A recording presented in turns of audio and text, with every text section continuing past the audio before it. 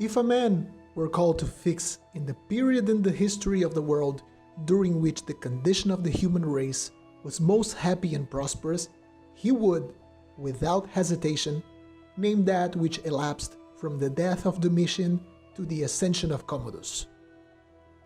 The 2nd century AD was a golden age for the Roman Empire. The Pax Romana was the period in which 5 outstanding men, Nerva, Trajan, Hadrian, Antoninos Pius, and Marcus Aurelius, ruled the empire with a firm but competent and virtuous hand. A convincing proof of the prosperity of the time is the sheer number of coins from these emperors that have reached our days. They're almost always struck in excellent style, have tons of different bust types and reverse designs, and are, on my view, a must-have for any Roman imperial collection. Today, we'll go on a tour of some of the coinage of these men. Let's go!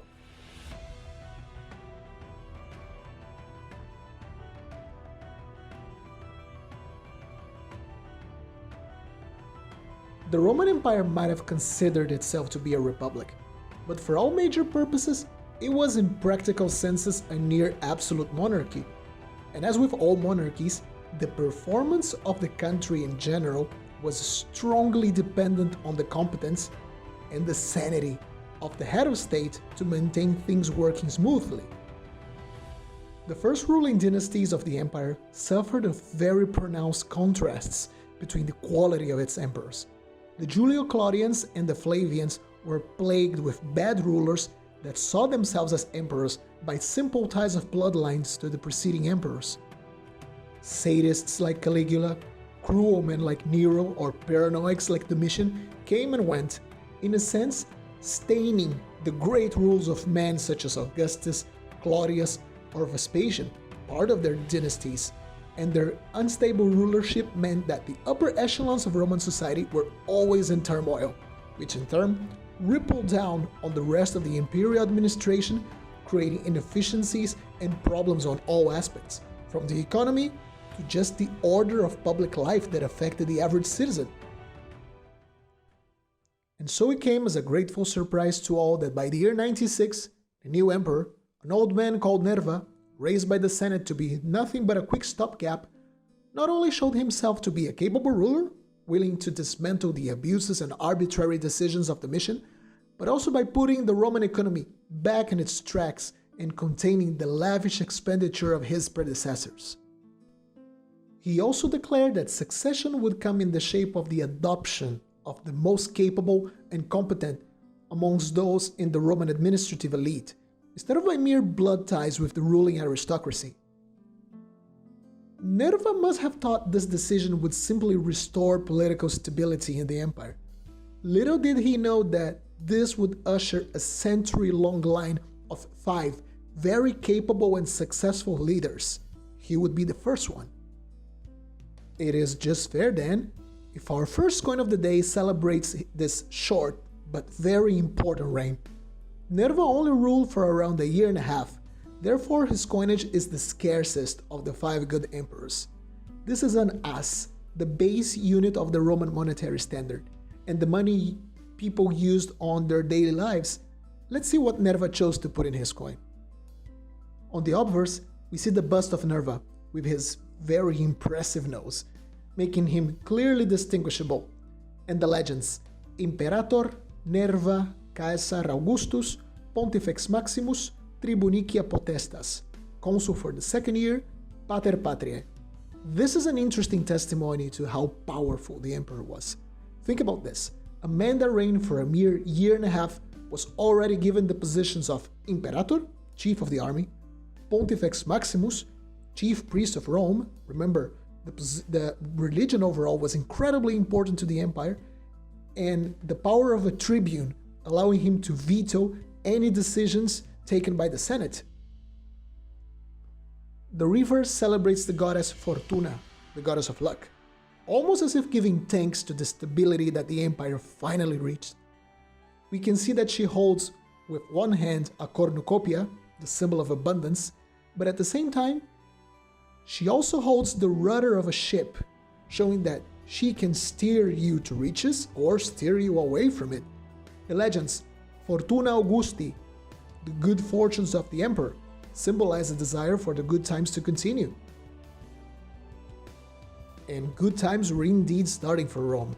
Months before passing away in 98 AD, Nerva picked Trajan, a very popular military leader, which would guarantee the troops to also be at peace to have one of them in their ranks on power, but also a very capable and well-respected administrator from the Roman elite. He would be the first emperor to be born outside of Italy, on modern-day Spain. Coins of Trajan are very abundant nowadays, not only due to his very long 19-year reign, but also because of the very good moment the empire was living economically. A combination of spoils of war, of victorious campaigns, newly acquired precious metal mines and internal stability, an inflow of slaves from said military conquests, meant silver flowed easily and vastly through the empire, and many of these coins reached our days. So let's have a look at this Denarius of Trajan, struck at 113 AD.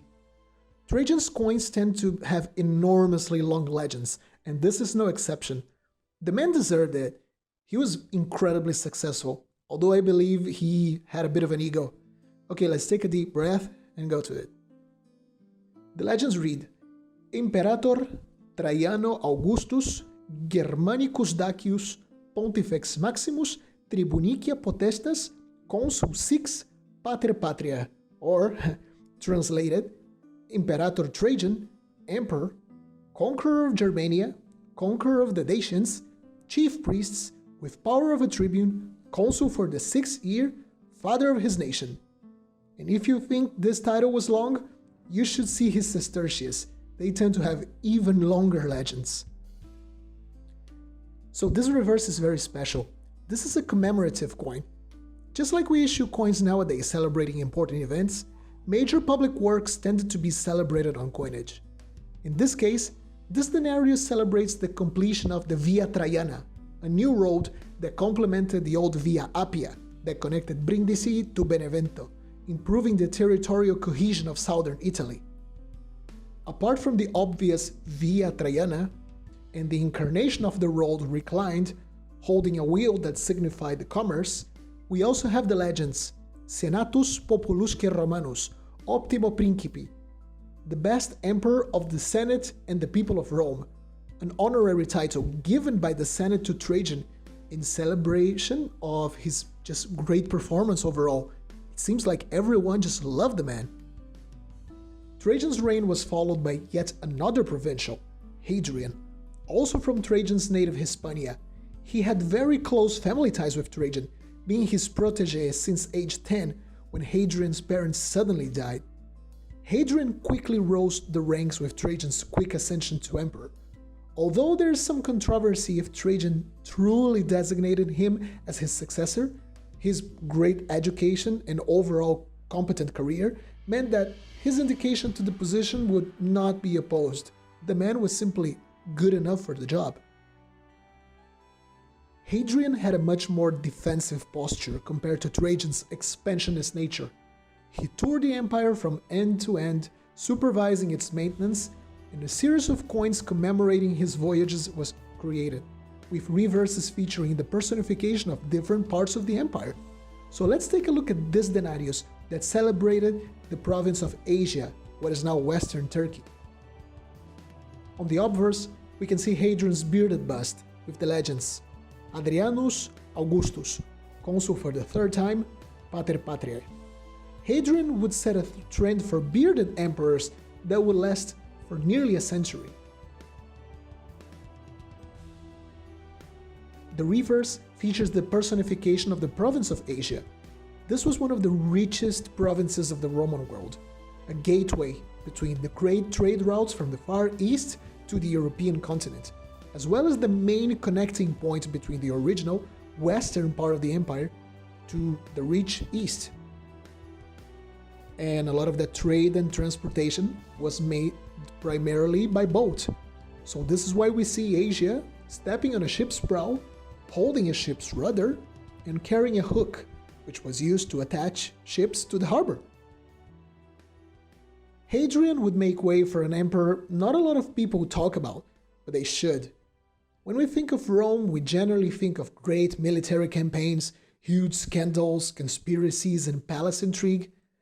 So it came to a surprise that for 23 very long years, Antoninus Pius reigned over an empire that was in peace. Not a lot was written about Antoninus, and historians seem to glance over the man, as he was basically that, a caretaker. For these 23 long years, between 138 and 161 AD, the imperial coffers were filled to the brim with denarii such as this one. That's why they are quite common nowadays. Roads and buildings were well maintained, laws were reformed, and no one really had much to say about a competent, benevolent, and good emperor. So let's take a look at his coin from right in the middle of this golden age. The legends on the obverse of this denarius try to pass a message that Antoninus was primarily focused on the well-being and protection of the common people of Rome, since his position as having tribunician powers, a position reminiscent from the Republican times in the tribune of the plebs, proudly displays his 17th year in this position. The propaganda was well-founded. Antoninus and his wife Faustina used part of the state budget to fund very generous social programs and grain subsidies to the poor. The legends read, Antoninus Augustus Pius, Pater Patriae, Tribunicia Potestas 17.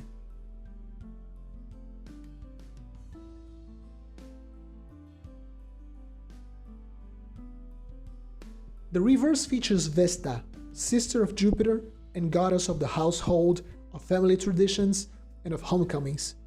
She is seen holding a simpulum, a small ladle used on religious ceremonies, and a palladium, a small statue that was kept on Vesta's temple and said to be a relic from the founders of the city. This denarius cannot transmit a more benign message, an emperor focused on peace and a goddess that represented all that was homely. The legends, cos 4, indicate Antoninus' 4th year as consul. Interestingly, it looks like a 3 instead of a 4.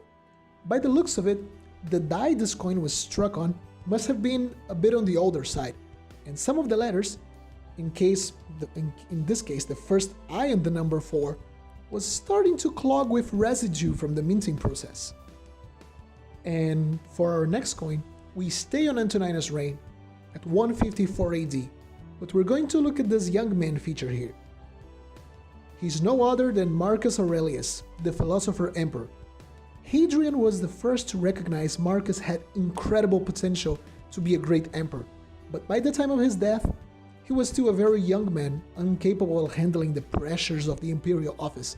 So he chose Antoninus with the condition that he adopted Marcus as one of his heirs, guaranteeing the young man would get the position he deserved and the time to prepare. So, in a diligent way, Antoninus made sure that the people of Rome knew that succession was already planned and that the people saw the face of the young man being educated from a young age to rule. Marcus has a very numerous monetary issue when he was just a Caesar. So how about we take a look at an example? Here we see an already grown-up Marcus, at 33 years of age, although he doesn't have his majestic philosopher's beard he's famous for just yet. This denarius, struck around 154 AD, reinforces his position as heir to the imperial position and that he was already taking official responsibilities. We can read, Aurelius Caesar Augustus Pontifex II Filius, or Caesar Aurelius, priest for the 2nd year and son of the emperor. So remember, we're still on Antoninus' long and peaceful reign. A certain feeling of anxiousness must have been felt that something evil or tensions were brewing in the frontier, because this reverse shows Marcus was also being raised to do his duty of protecting militarily the empire. We see virtuous, the incarnation of manliness and virility, holding a military standard and sacrificing on a fiery altar. The legends, Tribunicia Potestas 7, Consul 2, shows that Marcus already had significant political experience and was ready to rule the empire when the time came. You might have noticed some of these coins, like this one, have a healthy amount of wear. Wear on coins also gives us a good indication of how peaceful were the times when they were struck. Coins made on turbulent times were immediately hoarded away, while worn coins meant a healthy economy with plenty of high-valued silver flowing back and forth, and people would only circulate precious metals if they were sure things were going alright. So finally we jump to the year 165 AD, where this coin features a 44-year-old, fully grown Marcus Aurelius, with the philosopher beard we all know. By this time, the Pax Romana, the Golden Age, was finally coming to an end. The German frontiers were boiling with activity and warfare, and Marcus had to take to the field and take matters with his own hands. This Denarius makes reference to one of the first enemies Marcus had to deal with. The Armenians, a buffer state between Rome and the Parthians, started to flex its muscle, which led Marcus and his brother Lucius Verus to send a massive expeditionary force to deal with the situation. After the victory, the Senate declared Aurelius as Armeniacus, the conqueror of Armenia. The legends read, Marcus Antoninus Augustus Armeniacus. Any tension on the eastern frontier was always particularly fear-inducing to the Romans. Rome always found great rivals to the east, and Egypt, the great food-producing region of the empire, was always considered a primary target. So this is why the reverse of the coin reinforces Marcus's vast experience ruling, and that the supply of grain was always guaranteed. We see Annona, the incarnation of the subsidized grain distribution to the poor Romans, with barrels of grain all around her, holding some stalks of wheat in her hands. The legends read, Tribunicia Potestas for the 19th year, Imperator 3, Cos 3. This reverse is a massive, everyone calm down and carry on, I've got the situation under control. With Marcus Aurelius' death and the ascension of Commodus, the golden age of the Roman Empire would finally come to an end, as new external threats and internal political struggles would once again just be a normal part of the Roman daily life. But fortunately, we are left with the coins of this golden era, as a reminder that this empire had reached a level of advancement and development civilization would basically only truly regain more than a millennia later. Collecting the 5 good emperors is one of these iconic typesets many collectors go for. The Rome we think about and see on television shows and movies is the Rome of these coins. These coins are, in a sense, the material testimony of this incredible time. Fortunately, its prosperity meant vast numbers of all denominations were minted, and many have reached our days. So a lot of them are available at reasonable prices, and anyone can make a gorgeous collection of all the 5 good emperors. So if you want to assemble a collection of Roman coins, and who knows, even make your own set of the 5 good emperors, our sponsors at Savoca Coins will be organizing their 101st Blue Auction on the 24th and 25th of April 2021, where these coins and other 2,000 other pieces will be up for auction. Their Blue Auctions feature all kinds of coins, from Greek to Roman, medieval, and even modern pieces. These are the more budget-friendly of their offerings, so you should definitely find something interesting and affordable to add to your collection. Many of my own coins were brought in these auctions, and I can't recommend them enough. And if you are watching this video after the auction date, don't worry, just head over to savoca-coins.com and take a look, as there definitely should be another auction happening soon. Well, now it's your turn. Which one of the 5 good emperors is your favorite? Do you collect their coinage? Let us know in the comments, and make sure to leave a like and subscribe so we can keep bringing ancient coins to YouTube. I hope you all stay safe, take care, and see you soon.